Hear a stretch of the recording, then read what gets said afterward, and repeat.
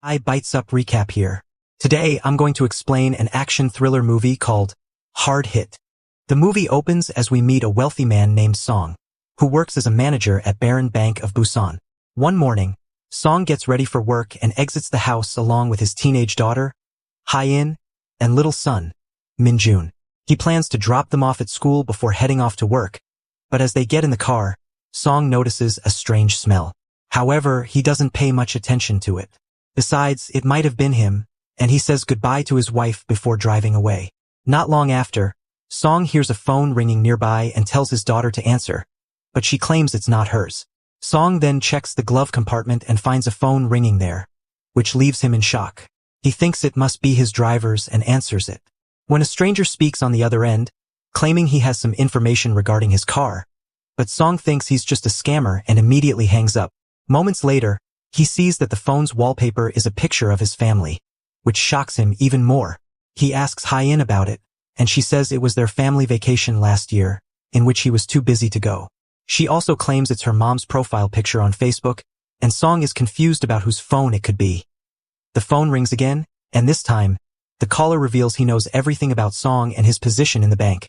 He then reveals a shocking piece of information, claiming that he has put a pressure-sensitive bomb under their seats, and if anyone tries to leave the vehicle, it will explode. However, Song assumes it's just some sick joke and hangs up the call. Shortly after, Song arrives at a gas station, and when he's about to exit his car, he receives another call. The caller asks if he has noticed a strange smell in the car, which finally seems to scare the banker. The man reveals that he has been tracking Song and dares him to exit the vehicle, after which his kids will die in seconds. At this moment, a gas station employee arrives and begins yelling at Song to refill his vehicle by getting out. But the scared man just gives the employee some money and asks him to fill the tank. And bring me some shrimp. Afterwards, Song continues driving, and upon the caller's instructions, he touches under his seat and indeed finds a bomb there, which horrifies him.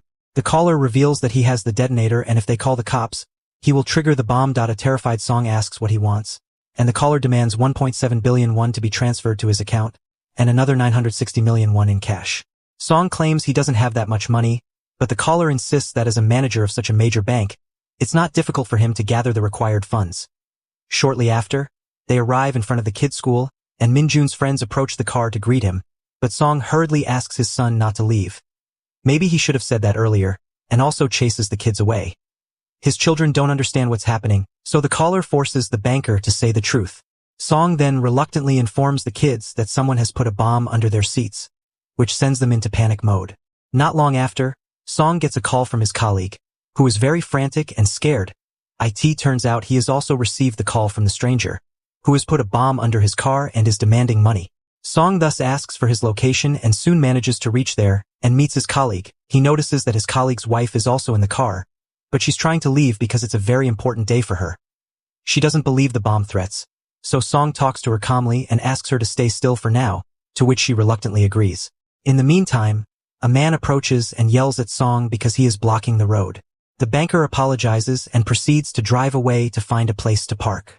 At the same time, his colleague's wife is tired of waiting, so she gets out of the car. The vehicle then suddenly explodes, which instantly kills her and her husband. This horrifies everyone there, including Song and his family, who finally realize that the threat is real. His children are traumatized, and to make matters worse, the explosion causes a piece of metal to pierce Min-jun's leg, causing him to bleed profusely. Min-jun begins screaming in pain, throwing Song into a state of sheer panic.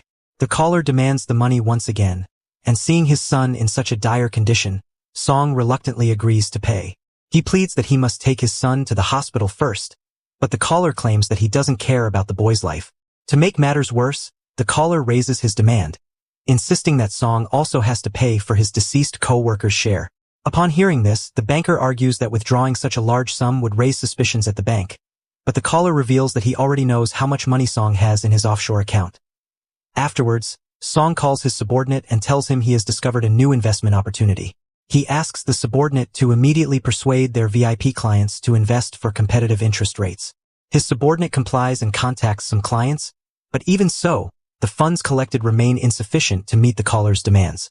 A desperate Song asks his subordinate to send a list of VIPs so he can talk to them personally. Later, Song speaks with their most important client and tries to convince her that there is a once-in-a-lifetime investment opportunity. The woman is intrigued and says that they have just sold a piece of land as well, but before making any decisions, she needs to consult her husband. Song begins to insist that it has to be done immediately, but the woman feels uneasy about this and refuses to make any decision immediately. Next, the caller insists that they will start with cash first and instructs Song to call his wife and have her deliver the money. With no other choice, Song immediately calls his wife and asks her to withdraw all the money from the bank and deliver it to a location. She is shocked by this and also hears her son crying in the background, which worries her. But Song insists that everything is fine, and even Hyen assures their mom that they are okay. The suspicious woman says she will tell the cops, but Song strongly advises her not to do so. He then pleads with his wife to do as he says, to which she finally agrees. Meanwhile, at the police station, some officers are investigating the explosion that occurred earlier. They watch CCTV footage and recognize Song, who was talking to his coworker before the incident, and it seems like they were arguing. They also notice Song moving away right before the explosion, which suggests that he knew about it beforehand. They thus assume Song to be the culprit, believing that he must have killed his coworker due to some business rivalry, which is a stretch, considering they didn't exactly see him yeet a grenade in that footage. They begin their investigation. Not long after, Song pulls up in front of the bank, where he notices his wife has also arrived, but she has brought a friend, which worries him. The wife heads inside to withdraw the money, while the friend tries to talk to Song and knocks on his window, but the worried man gestures for her to stay away and drives off from there. After withdrawing the money, Song asks his wife to place the bag in front of a mailbox, as per the caller's instructions. She complies, but soon says that a tall man is approaching her and staring creepily. Song immediately drives there and tells his wife to leave right away. However, when he arrives, the police have already arrested the man with the help of his wife. Upon seeing this, Song sighs in relief that he and his family are finally safe. But, to his horror, the caller is still on the phone and tells him they made a huge mistake by contacting the police. He then begins a countdown for an explosion, and both Song and his kids brace themselves for the worst. But instead of the vehicle, the mailbox explodes in the middle of a crowded street. The street is engulfed in smoke, but, fortunately, Song's wife survives the blast and is able to communicate with him. Following this, a panicked Song drives away from there, while the caller demands that he hand over the money at any cost. At the same time, the police watch another CCTV footage and notice that Song was once again at the site of the explosion. They conclude that he must have something to do with the ongoing incidents and send a search party after him. Meanwhile, Song calls his subordinate, but it turns out he didn't manage to collect enough money. Song yells at him and informs the caller that he will transfer whatever he has and begs that the children be let go.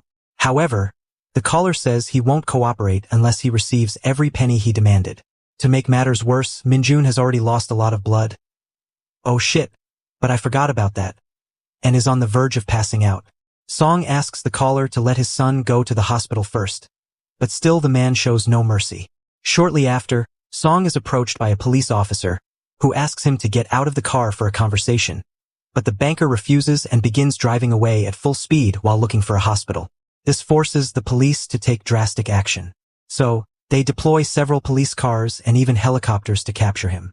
Following this, an intense chase ensues between the police and Song, but they eventually manage to corner him with nowhere to go.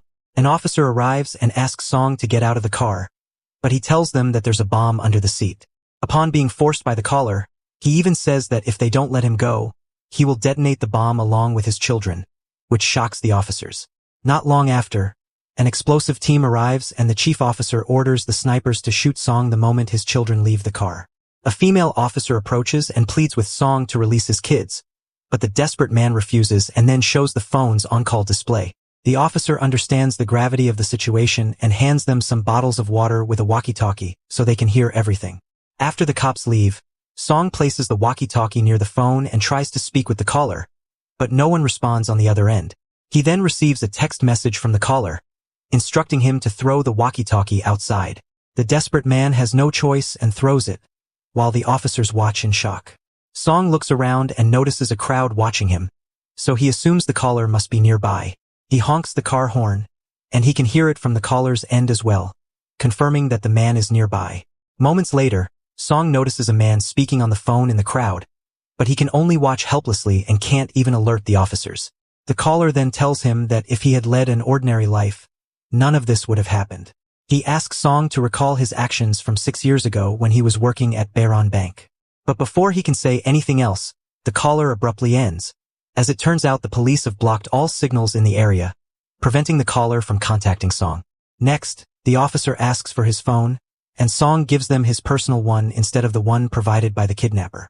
The bomb squad arrives to check the car and discovers that the bombs are only under the front seats, not the back. This means the kids are safe, and Min-jun is finally taken away to receive medical attention. However, when it comes to Hyen, she is very reluctant to leave her father alone. The officers try to take her out, but Hyen notices a sniper awaiting to shoot her father in the distance. So, she makes a daring decision and quickly rushes to the front seat, which means she can't leave either. Upon seeing this, her father becomes very emotional and asks why she did that and how she knows what a sniper rifle is. To which Hyen responds that she couldn't leave him to die. Meanwhile, the female officer accuses the police chief of putting snipers in place and scaring the girl. However, the chief argues that Song is the real culprit, as there are no call records on his phone with the stranger, contrary to his claim. Not long after, a young man named Jin-woo arrives, claiming to be Song's brother, and asking to speak with him. The police also allow it, as they think he might convince Song to release his daughter. Soon, Jin-woo approaches Song and then shockingly reveals that he is the caller. An enraged Song grabs him, but Jin-woo threatens to trigger the bomb. He says he isn't afraid to die, since he has nothing to lose, and that they should all explode together. Upon hearing this, Song panics and promises he will get all the money and begs the man to at least let his daughter go. Jin-woo surprisingly agrees and temporarily deactivates the bomb, allowing Hyen to safely exit the vehicle.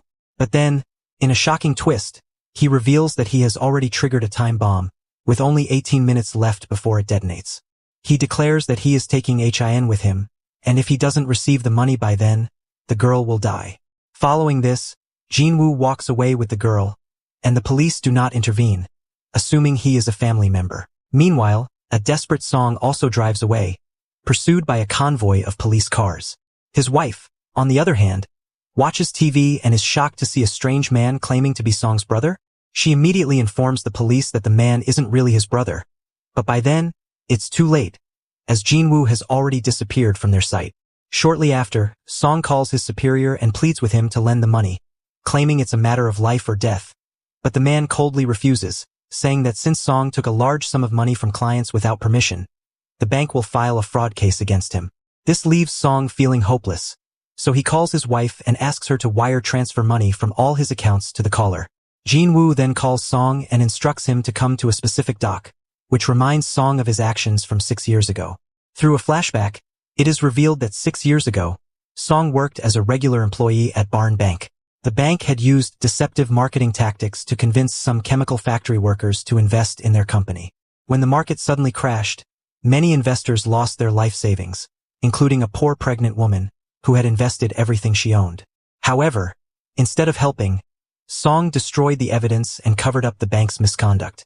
For his role in hiding the fraud, his superiors rewarded him with a promotion to branch manager. The desperate pregnant woman then pleaded with Song and asked for his advice to at least recover her principal investment. But the greedy man ignored her. It turns out the pregnant woman was none other than Jin-woo's wife. And now, he has come to exact revenge for his family. In the present, Jin-woo is driving with Hyen when he receives a call from someone saying that billions of won have been deposited into their accounts. Jin-woo claims it's because he filed a lawsuit against the fraudulent bank and won. And now it's time for all the victims to start a new life. Shortly after, Song arrives at the dock near the same chemical factory, where there are many protest signs blaming the bank. He then finds his daughter tied up and scared in another vehicle. Song apologizes to her, saying that he has done many horrible things in his life, blinded by greed, and now he is paying for them. Meanwhile, Jin-woo arrives and sits in the front seat with Song. The banker apologizes for everything that happened and promises to fight for all the victims. But Jin-woo refuses and reveals how he and his wife had filed a lawsuit against Baron Bank. To pursue the case, they had to take a loan from another bank, which trapped them in a cycle of financial debt. His wife eventually took her own life, along with their unborn child, and that was the moment he lost everything. Next, Jin-woo asks Song to drive the car into the water, so it won't explode near his daughter. Song reluctantly agrees and drives into the sea, but the car is submerged. Before the bomb can detonate, Jin-woo loses consciousness, and Song tries to help him get out, but is unsuccessful. Soon, the bomb explodes, but Song manages to escape the blast and is rescued by the police. He then asks the officers about Jin-woo, but it turns out the man tragically passed away. After this incident, Song decides to turn his life around and fight for the innocent victims. He goes public and confesses all of the fraudulent actions that he and the bank were involved in. He admits that he had destroyed the original evidence, but his testimony is enough to bring the culprits to justice. In the final scene, Song is driving when he receives a call from his superior, who begs him not to go through with it and even offers to reinstate his job. However, Song hangs up, making it clear that he will not stop until justice has been served.